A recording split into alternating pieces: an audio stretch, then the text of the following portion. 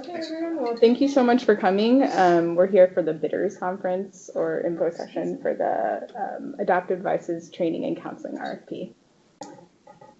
And so we're going to start with doing, I'm going to do just a brief overview of the RFP. If you've gotten a chance to look at it, it'll reflect the information that you've seen, or if you haven't yet, I'll just give you kind of an overview of what the contents are. And then I hope to have at least half an hour for question and answer. So we're going to start off doing some welcome and introductions. My name is Virginia, and I work with the county on the Veteran Seniors Human Services Levy team, on the seniors team specifically, and I'm the point person for this RFP. Do you want to go next? Sure. Yeah. Hi, everyone. I'm Adam Schmid. I'm the community liaison for the Veteran Seniors and Human Services Levy. Just helping support the community today. Oh, I'm Alan Canoe. I'm the director for the Washington Assistive Technology Program.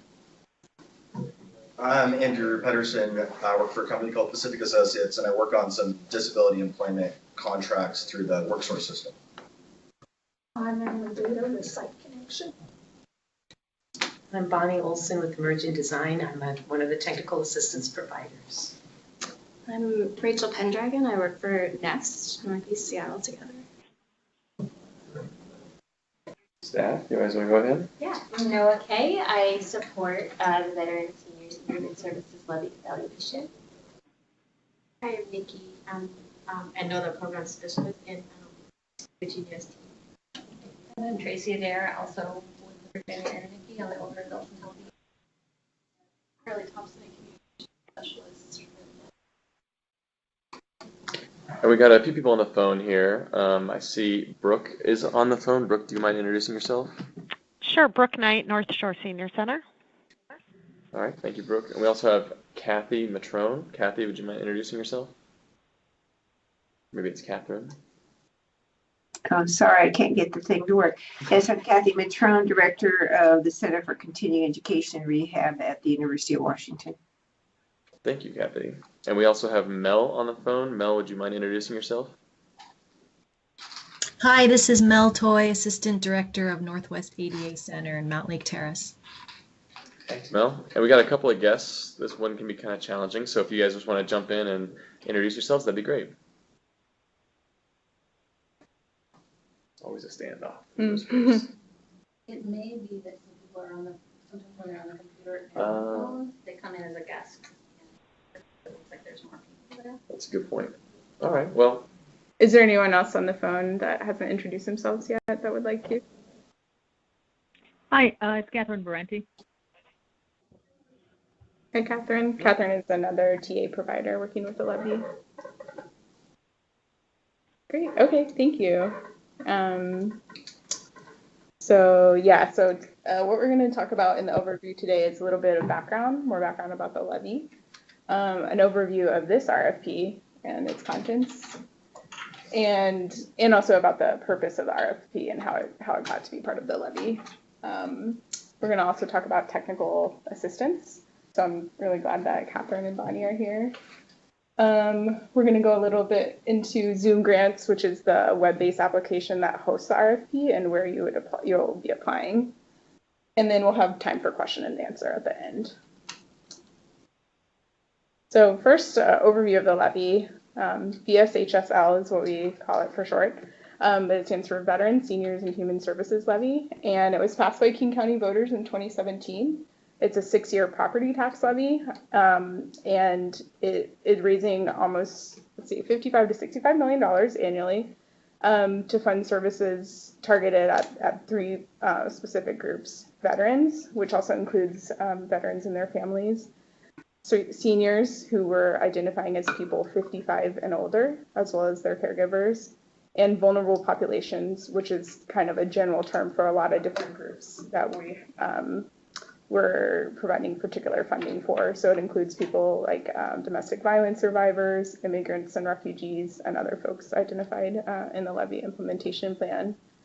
And there's 5 kind of main results areas that we're looking to achieve with the levy funding. And those are housing stability, financial stability, social engagement, healthy living, and system access and improvement.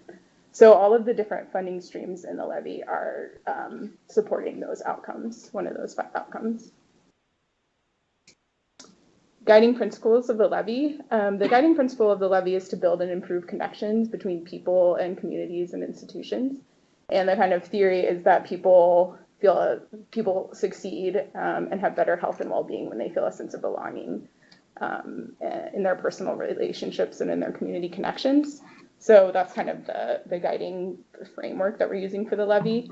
We're also thinking about where can levy funding do that only the levy can do. So we know that a lot of the areas we're funding also have other funding sources from other levels of government and other places, but we're really trying to identify where can levy funding fill in the gaps. An important piece of our work is equity and social justice. That's a really important value for the county as a whole and also for the levy. So our overarching goal in terms of equity and social justice is to ensure that all people, regardless of who they are and where they live, have the opportunity to thrive with full and equal access to opportunities, power, and resources. And you'll see in this RFP and in other RFPs funded by the levy, there's different ways that that's called out and that we try to make sure that the organizations that we're funding really prioritize equity and social justice. Lori, do you want to introduce yourself? The Ukrainian Community Center. Thank you. And we had another guest come in late too. If you'd like to introduce yourself. Oh, yeah. Oh, hi, Jackie Gaddis. I work with nonprofit. Cool. Thank you.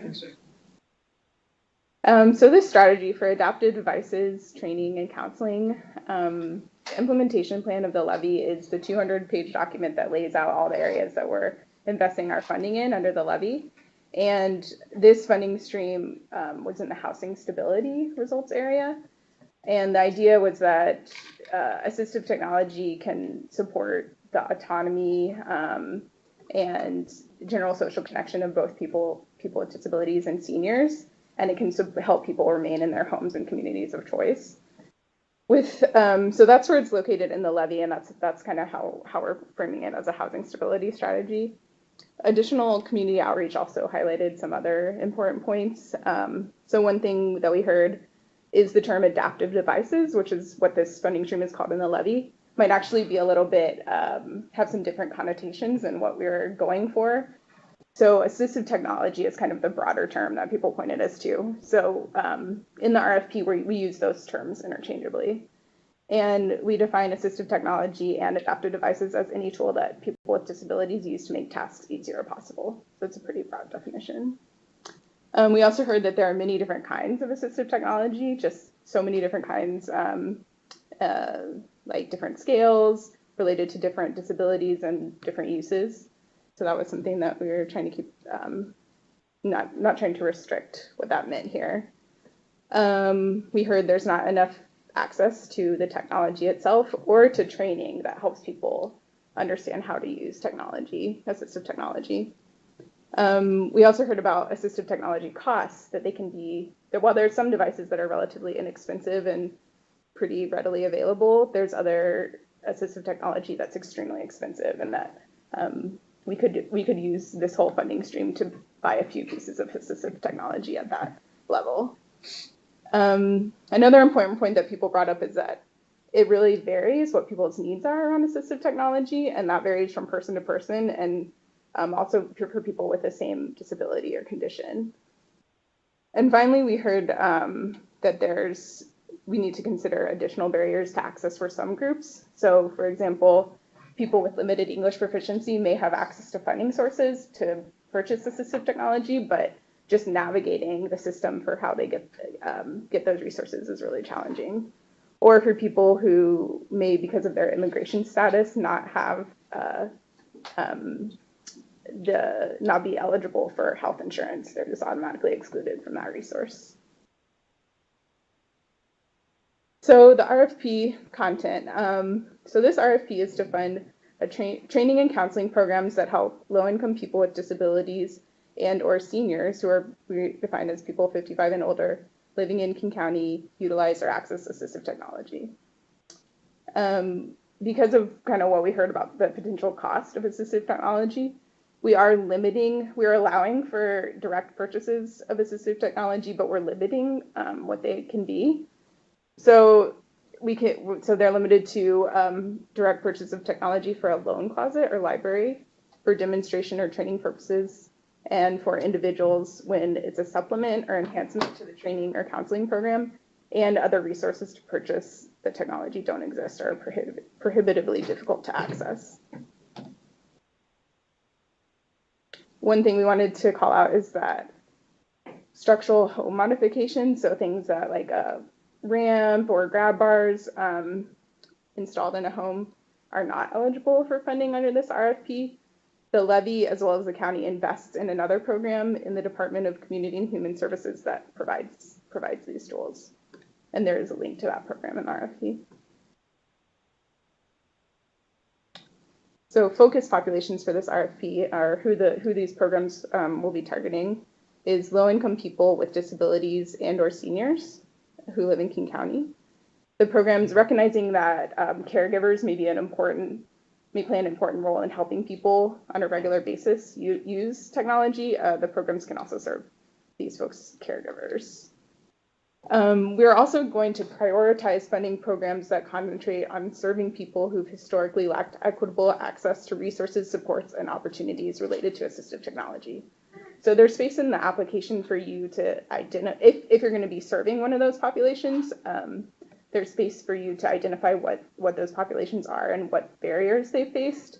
But some examples are ones that we were talking about before. So like people with limited English proficiency, or people with no or limited access to medical insurance due to immigration status. In terms of funding, the total funding amount is about $1.5 million for the 5-year period, and it's divided into funding two different service areas: seniors and people with disabilities, with about 1/3 of the funding going to seniors and 2/3 going to people with disabilities.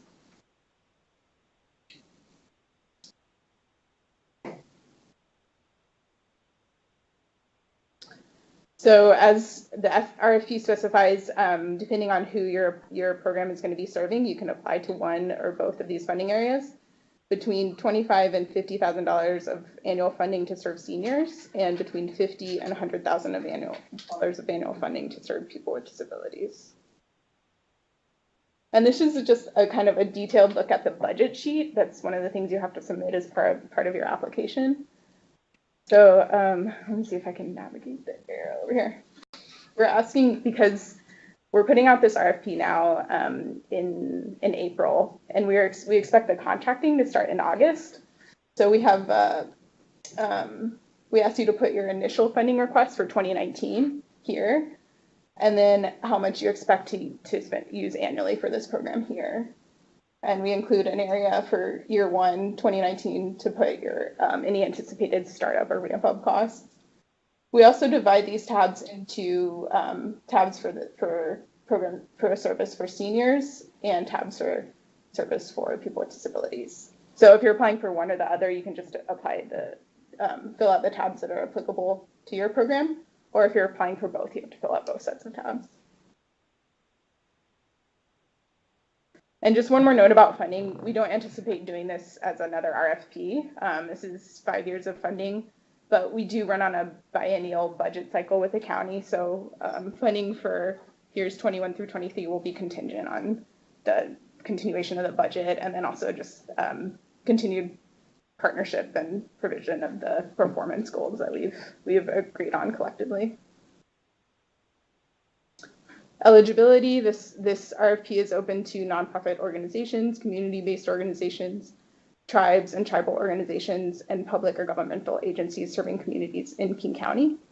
And eligible applicants must sufficiently demonstrate the ability or the capacity to develop the ability to serve the populations they propose to serve through this funding. So that's kind of would be anticipated. We ask questions to that effect in the application, but basically just that you're set up to serve these populations well. Contract requirements. So we're not, as part of the RFP, asking you to propose any kind of evaluation plan.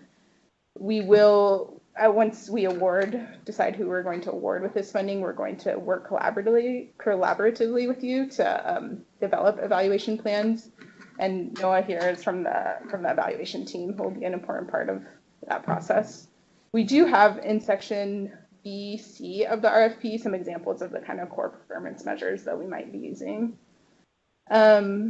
We also do anticipate for all the programs funded by the levy that we'll be collecting client level data, so data on the individuals that are served by your programs, as well as aggregate level data and narrative reports.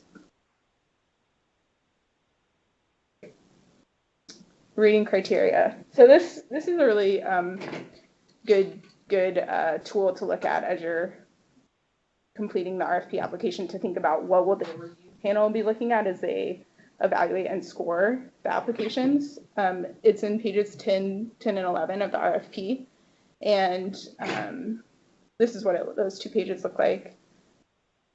There's 3 rating criteria areas: organizational capacity and experience, program model, budget and fiscal. And so they add up to 125 points is the maximum total points that can be awarded.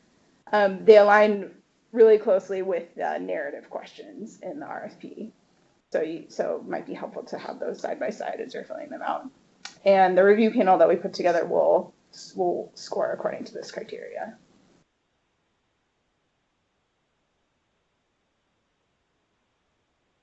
The due date for your application is May 14th. And we will ask you to, this is all in Zoom grants, but we'll ask you to fill out the summary questions, the narrative questions, and a budget form. All the materials are posted on our website, on the Zoom grants website. And that's how you have to submit your application materials. I wanted to see if I could just pull up real quick what that looks like. Yeah.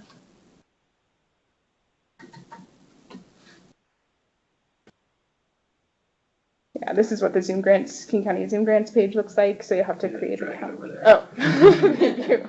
That's all right. Hard to manage all that stuff. There you go. So these tabs have different, this is where all the background information is here. And this is what you actually fill out down here. The summary questions, the narrative questions.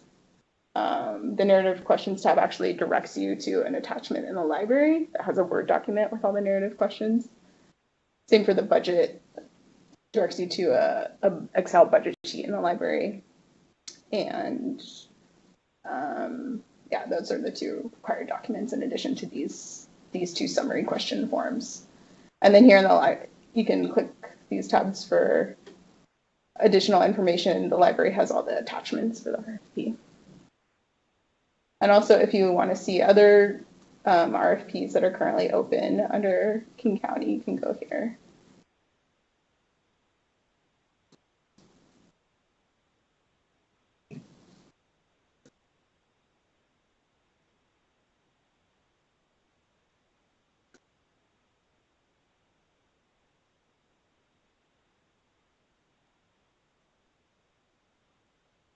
So technical assistance, most of the levy, or a lot of the levy funding RFPs provide technical assistance, have an opportunity for small organizations to get technical assistance. We define small organizations as organizations that have less than 20 FTE positions. So not necessarily 20 employees, but FTE positions. And also have less than $4 million, a $4 million operating budget in the previous fiscal year. Catherine on the phone and Bonnie represent the 2 technical assistance groups that are providing technical assistance for this RFP. And we have an attachment in the RFP documents that gives more of their background and their expertise. And then finally, this is kind of overview of the timeline. The RFP was released on April 2nd. Today is the bidders conference. April 30th is the final day for small agencies to initiate a request for technical assistance. The last day to submit any questions you might have about the RFP is May 7th. So some of you know this or have heard this, but at this point, when the RFP is open, we can't have individual conversations about the RFP or its content. So if you do have any questions that you don't get answered today, you'll need to email them to me, and then we'll post the questions and their answers on a weekly basis on our website. So everybody who might apply can have access to that information. The RFP will be due May 14th. Between May and June will be our review panel will be assembled and review and score the applications. We're leaving the option in to possibly do in-person interviews with applicants, but that's just if we can't come to a decision with the written applications. And then we aim to notify everyone of the award decisions by the end of June, with contracts to start at the beginning of August. These dates could shift though, so keep in mind. Okay. And any other questions that come up, please feel free to email me. And we have our Zoom Grants website. This website also has a link to the Zoom Grants website. It's the information on all the levy funding opportunities and background information about the levy and everything like that. Can I just add something about you yourself for an organization that is larger than that limit, and so you can't use technical assistance yourself. If you're having any partners that you're adding into your proposal because they serve special populations or something, we can assist them with their being able to come in as a partner to work with you. So that's another area. And I can say, Bonnie and I have already met. Oh, that's great. And it was fabulous. I mean, it ended up being a great fit, and we learned a lot. And I highly recommend it if you're that size of organization. All right, well, now is the time for question and answers.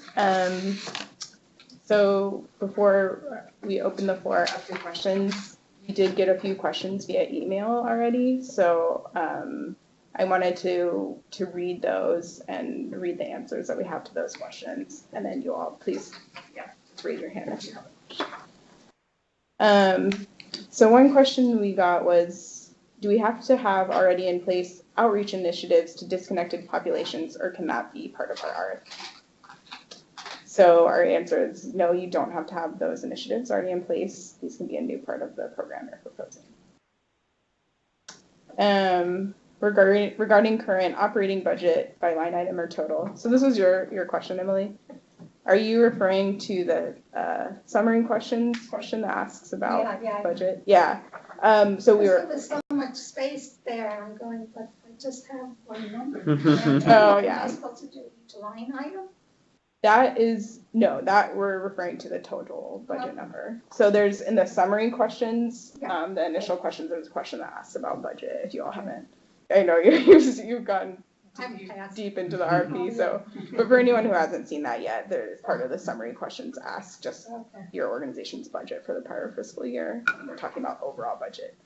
The Excel form that you submit as part of your application materials does have more detail down that we asked for. And then you'd also asked about where can I find data that's broken down to include people 55 and above. Right, it's either 55 is this younger segment. It's the segments don't correlate with the population of the RFP. So what do we do? Do you mind talking about what sort of data are you looking for? So I've looked at lots of county sites. Yeah. And so say here, so one thing is rural King County. So there's, and it's broken down like 60 to 61, 62. They don't even have 55 on this chart. And then there was also, this is all about then there's which was another question, what is East, I say this because it had to do with population. It was only 60 plus. The population of ages 60 plus for Seattle, South Urban, East Urban, South Rural, East Rural, so that's actually two questions, because I have no idea what East Rural, North Urban, Yadable, what that means. So those are two places, but it was, just in order to,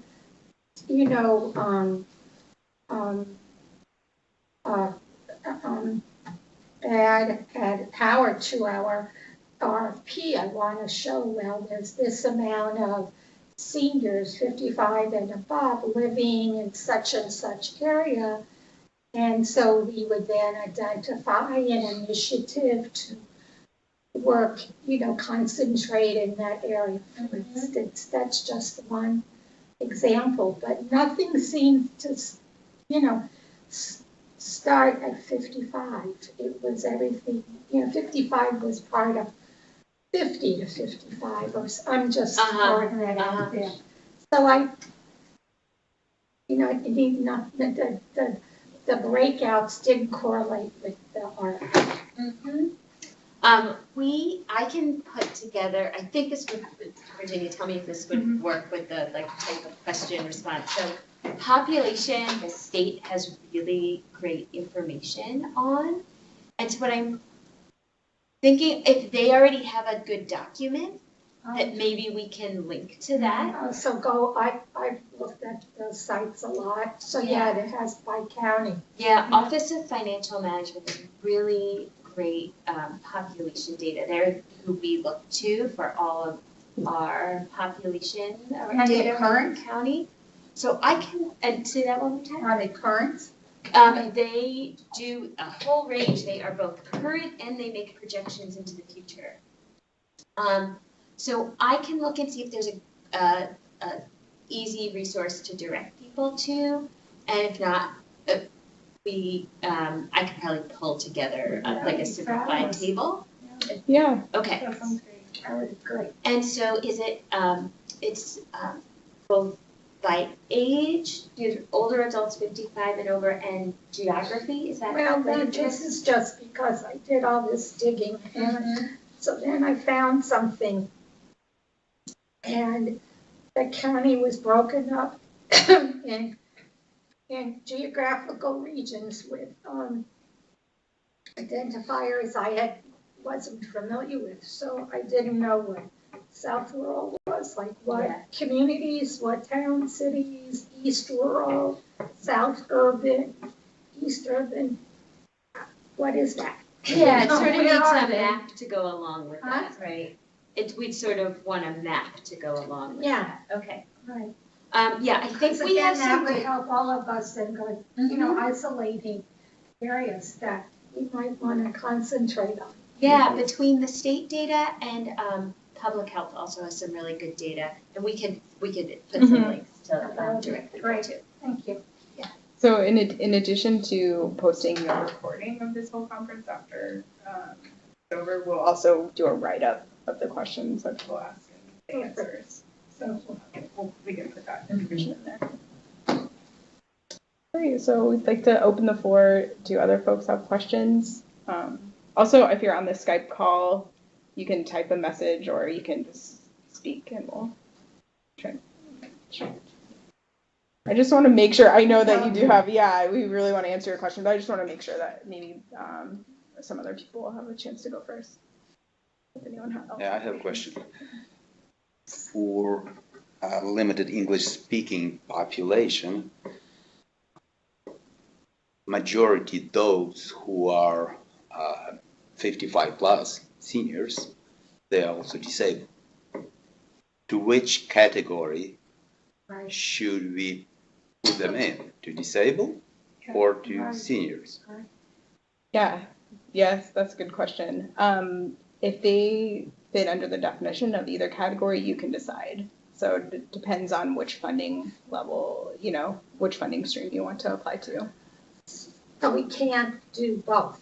You couldn't count one person under as both a senior and a person with disabilities and then have twice the funding to serve that person. You cannot do that. But you could. You can serve both populations. Yes, you can. Right, but it isn't like we could apply for 150. We could either apply for 50 or 100? You could apply for both. You could apply for 150 under both the people with disabilities and the seniors funding stream, but you couldn't double count the people that you're serving, if that makes sense. So we would have to take a certain number. I mean, that's who we serve, are disabled, visually disabled seniors. So there isn't any logical separation between them. So she'll help me. It's not a problem. Okay, not a problem. I've got my assistants here. Okay. Can you speak to the intention of like why is it we're doing that, or why that double count is a consideration? Yeah. Well, the funding under this funding stream is intended to serve both of those populations, and we want to make sure that that's where the services reflect that intention. And so we know that there's not a clean line between those two populations, but we want to, when we make the award decisions, we want to be able to say this funding is going to serve these programs that will serve seniors, and this funding is going to serve these people with disabilities. I don't know if you might have anything to add. Yeah, and just the idea that like we just don't want to have at the end of the day, we serve 200 people when actually it's the same 100 people just in different areas. Right. That's really the intention behind that. We're not trying to say like you have to only serve them in this pod and like you can't ever touch them with any other money, but just the counting I think is just the biggest piece around that. Mm-hmm. I have a question. So you mentioned like asking for a different amount for this year compared to the rest of the years. And I know for some of the other funding opportunities under the levy, you still have to spend the same amount of money this year because it has to be spent this year. Like, is that true for this one? Well, it's, we don't have any specific restrictions or guidance on how much you have to put as your budget beyond those funding levels. And we know that for the levy, we have a structure where we have to spend this money in this way over these 5 years. But I think we'll be working with the organization. We don't want to force you to spend an amount that doesn't make sense for the program model you're proposing. But it is year discrete. So what will you spend this year? And then knowing that next year is a full 12-month cycle. So create your budget according to a 12-month cycle and then a 6-month piece of that, or however many, 5 months. And thinking about startup costs and all those pieces. And knowing in the years past, you'll have a different amount for your budget, for your annual budget, because it'll be a 12-month cycle. But isn't there, like, the funding you guys have available, isn't it, like, the total amount the same for this year as It's basically the same, yeah. But I think that's just a challenge of the structure of the levy plan, and the fact that these RFPs are, they have to be graduated and like done over the course of this first 2 years. So you would think about a consideration around that, what startup costs will be more expensive than there's funding that would make sense to put more money in the first year, even though it's a shorter period, because hiring somebody or training or getting those pieces that require a company to start a program to build from the ground up. Will you be allowing any carryover from year to year? So like if you asked for and were awarded 100, could you carry over funds to the following year? I think that's to be determined. And I can also go back to our finance folks and ask them more information and post whatever they say on the answers. But yeah, we're not totally sure about that. They might have gotten some more clarity right now. And what is the funding year? I missed that. Is it from what date to what date? You can go back to it if you want to. Yeah. So it's from 2019 through 2023. But what Oh. and calendar year. Calendar years. So it's Yeah. January 1 to December. Yes. Okay. Right. And then we're anticipating contracting for 2019 starting in August. So really, So that's a really 5 nice- months. Yeah. Yeah. Will the program measurements be different for that first year, considering it's a shorter time frame? Yeah, the program measurements will be developed in collaboration with us through the contracting process. So we anticipate that, especially for programs that might be starting new programs that need to scale up, you know, the measurements might look more like milestones, and then later turn into something more like people served or things like that. But yeah, they could definitely. That's going to be a collaborative process. So it's all. We're going to try to come up with measurements that make sense for the organization and the program. I have a list. Okay. So one of them was about data collection. One, do you want us to list all the fields we're collecting? And number two, are there specific fields that were required? You know, like ethnicity, language, you know, primary language, income level, veteran, on and on. Like we collect all of this and more on a every day on a regular basis for providing services. But are there particular data that we all should be collecting but don't know that we should be collecting? So I guess those are two questions. One is what's required data, and then in answering the data collection question, do you want, since I'm speaking for myself, every single piece of data that we're now collecting? Well, you're referring to the, So the other question. Yeah, so here, number 4, the narrative questions. Bonnie, can we pass a couple copies? Sure. Please. Who Thank needs you. a copy? Yeah, sure. Pass them around. Do you have one? so this narrative question is attachment B here. So here, right, the data collection. If I don't, So the question is, please describe how your organization collects and uses data, including the input of people you are serving to measure work, make improvements to it over time. We're not putting any particular there's nothing specifying in this question that you list specific data fields. So that's not an expectation of this question. Whatever it makes sense to you to include to just give us a sense of how your organization collects and uses data.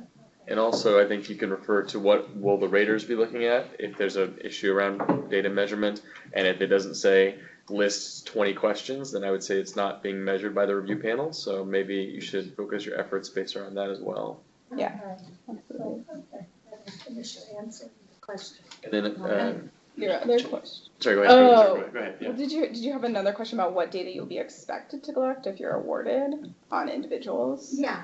I think maybe you can provide some input here, Noah, but we are working in our department to develop some data collection systems that will be like across levy funding streams and across other programs in the department. So I think that's still to be determined. Yeah, it is. We are in progress right now in an effort to coordinate how we're collecting data across the Department of Community and Human Services. So that, for example, if you are funded by organizations who might be funded by mental illness and drug dependency, sales tax, and veteran seniors and human services levy, that the expectations will soon be the same, but it's in development right now, so we don't have a finalized list to share. But it'll be part of the discussion. I think Virginia already mentioned we're really gonna co-develop a plan for data collection through we'll preview during the contracting process, and then we'll have some time built in to make that plan together. Right, because for that can be awardees. very time consuming Mm. to add fields within whatever your data collection software that you use. If you don't, then you have to build it. Yeah, yeah, and we definitely come with that awareness that people already have data collection systems that they're using. So our intention is to work with folks to figure out how to get their data in the way it is now into the county format. And I just wanted to check, it's been a while since we've heard from anyone on the phone. If anyone has any question on the phone, please speak up so we can make sure and get that question answered too. Just always good to give space, yeah. All right. What is the county expectation? How many agencies or programs you intend to fund? Well, with the funding levels that we've set out with the 25 to 50,000 for seniors and 50 to 100 for people with disabilities, that works out to the minimum number of organizations we would fund would be 2. If there were 2 organizations that applied for the maximum level of people with disabilities funding and the maximum level of seniors funding, and the maximum we could fund would be 8. So if we awarded 8 organizations who applied to the minimum level of funding in each of those. But we don't specify a particular. We don't specify, yeah. Depends on what the awards, the proposals we receive and what pieces we see from them. Yeah. So is there the possibility that, for instance, one agency applied for a maximum, but there are some other agencies, so you negotiate if possible to lower? Okay. So you said that we can propose a new initiative, but can we propose in the request to serve additional population that we aren't currently serving? Yes. Not more.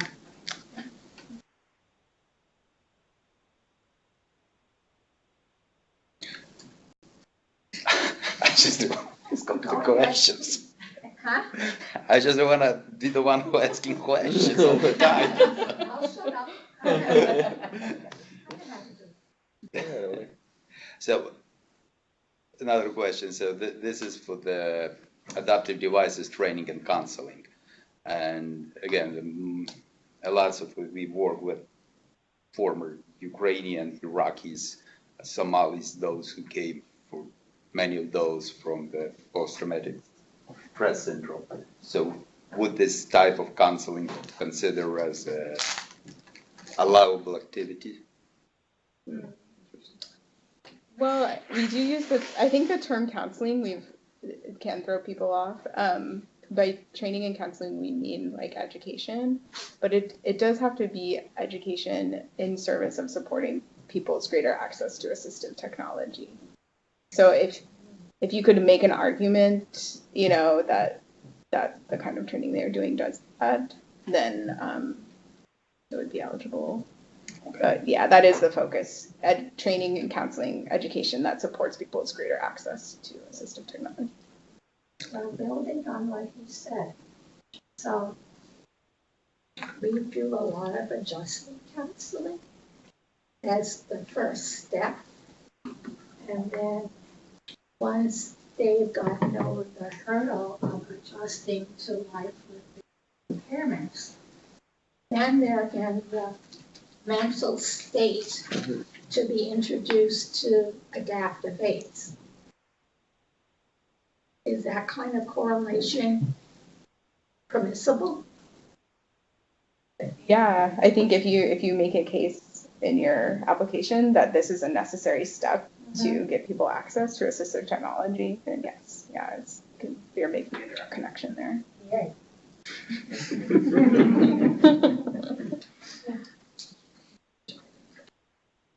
Yeah, it sounds like, just to clarify, we don't have like a set definition of the only things that are going to be considered, but rather we're going to ask applicants to tell us how they would do that. Yeah.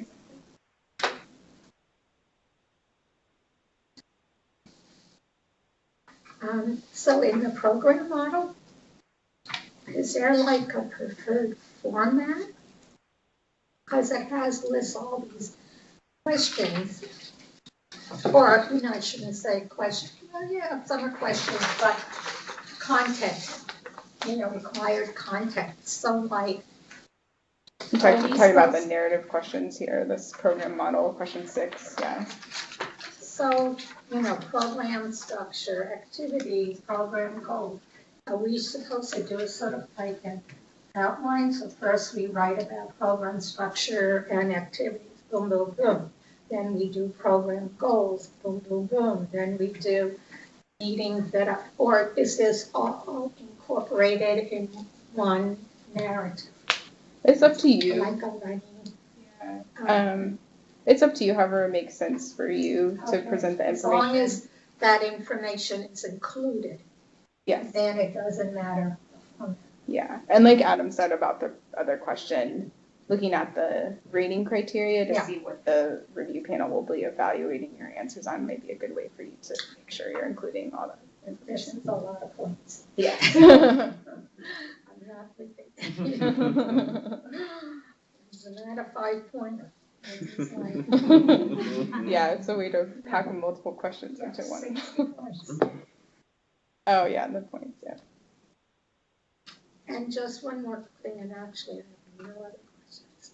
It's just, you know, when you're talking, I know Bonnie did say this, but I needed it confirmed, sorry, that's okay. Is that the public funding is literally referring to any public entity. So if we get funds from, you know, the state, and then we need to, that's what it's not like other funding from the county or the city of Sinai. So which question are you looking at? Public funding, that's on the narrative 2 in number 9. Describe your organization.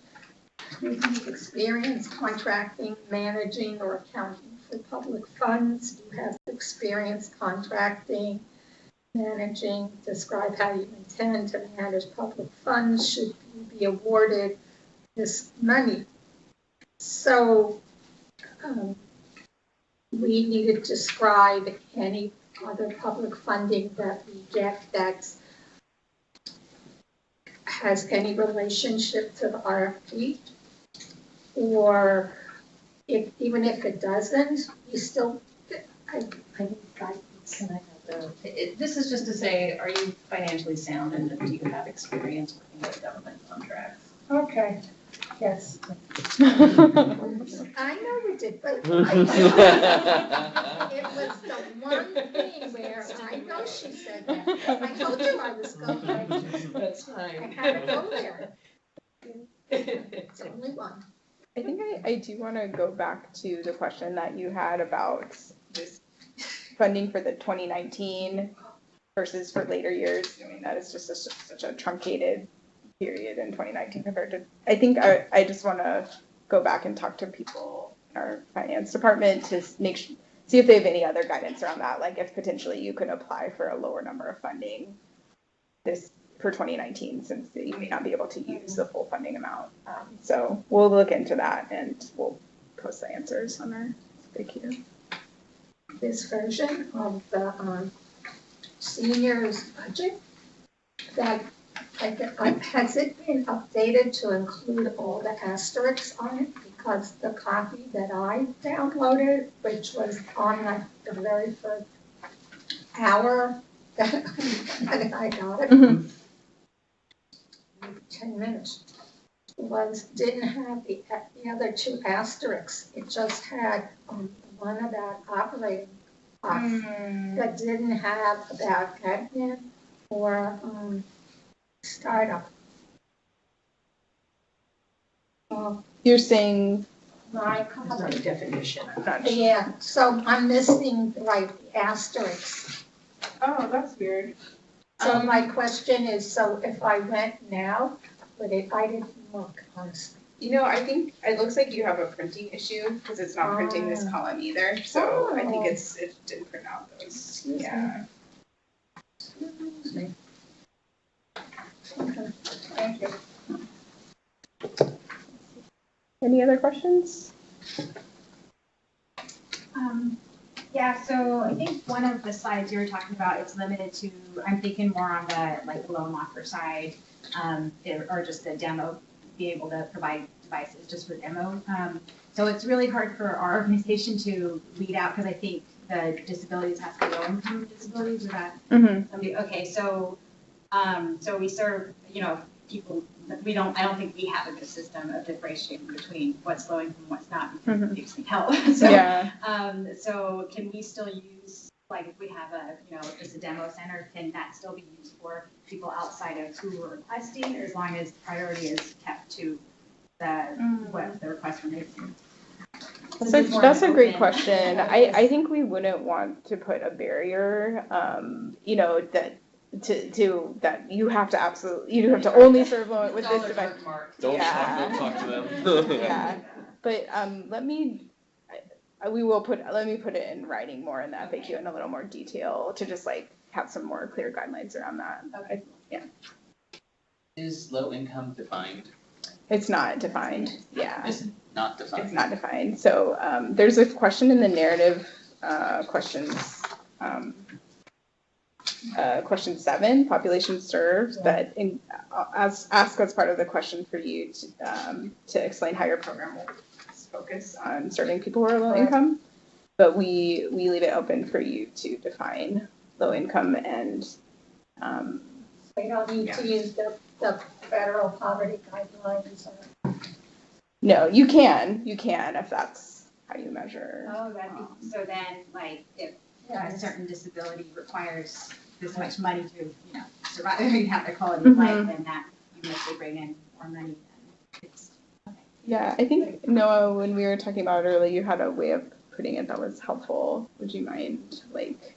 Yeah, it's not defined in the implementation. Low income is not defined in the implementation plan, but we also have limited resources and want to prioritize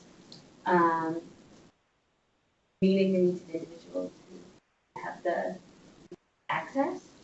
And so, we know that there could be circumstances where some, like you were saying, somebody's actual dollar amount of income that comes in is a lot, but they have this other huge expense that might, it might be reasonable to prioritize. Right, we want to hear from you how you would think about prioritizing clients when we probably don't have the resources to serve everybody. So we are some ways putting it the proposal in your hands. Because we don't have a perfect answer either, and you all are close to the ground to have a good sense on who do you see who really families really like did most dollars you'd like to use to I don't know. That was longer winded than I was this morning. I had to get capture those moments.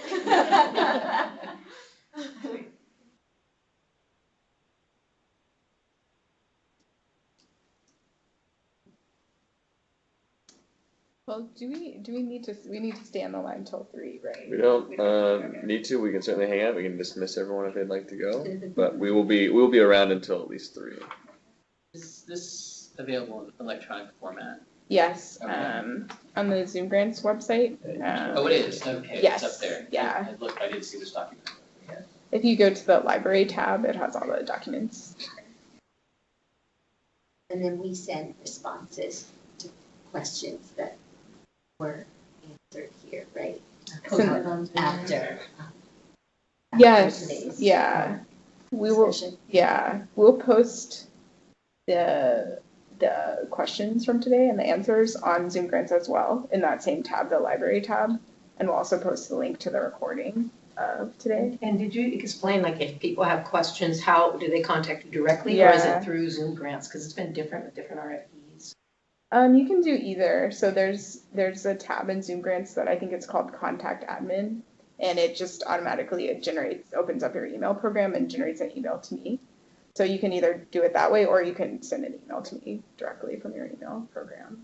And then as I mentioned earlier, with any questions that we get, we have to post them publicly so everyone has access to the information. So we'll collect them and post them on a weekly basis, also in grants if we get questions. Okay, one more question. Is there a list of future RFPs? Because I know that there's other ones being rolled out. Yeah. And I wanted to make sure that we did the right things in the right places, so. Absolutely. Yeah, so it's not always the easiest to navigate, but if you go to our website, which is kingcounty.gov/VSHSL-funding, or just VSHSL, and then you look for our funding page, there is this interactive, like, it looks like an Excel sheet basically, and it has two sections. One says open funding opportunities, and that's those that are currently live. But it also has this, yeah, she's going to pull it up here. And if you wouldn't mind, click the view larger version over here on the right. So this is what I would do if I was anyone interested. A quick view larger version. It brings up this big, basically, spreadsheet with multiple colors and whatnot. And in each of these columns, you can filter down if you want to look at just like veterans investments. And what you're going to look for is procurement status. And you could even click up here and filter or sort by scheduled or open or no procurement. And what this will tell you is basically those that are going to be RFP'd.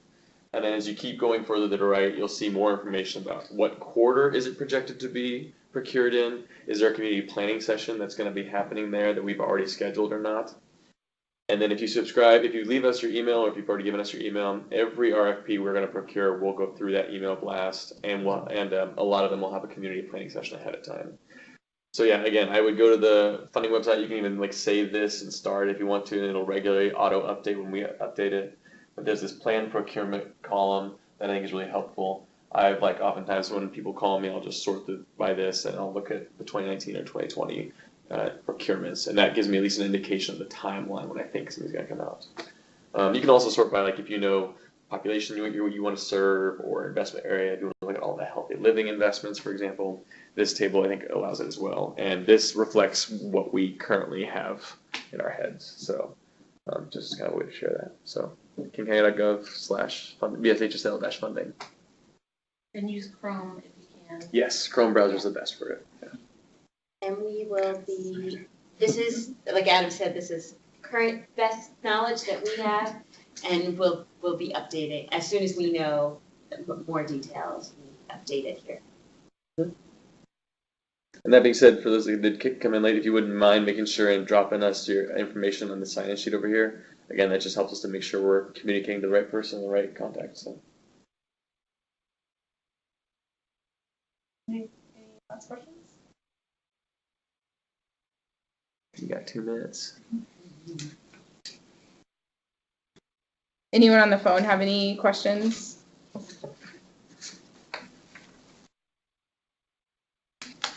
Mute button's firmly held down.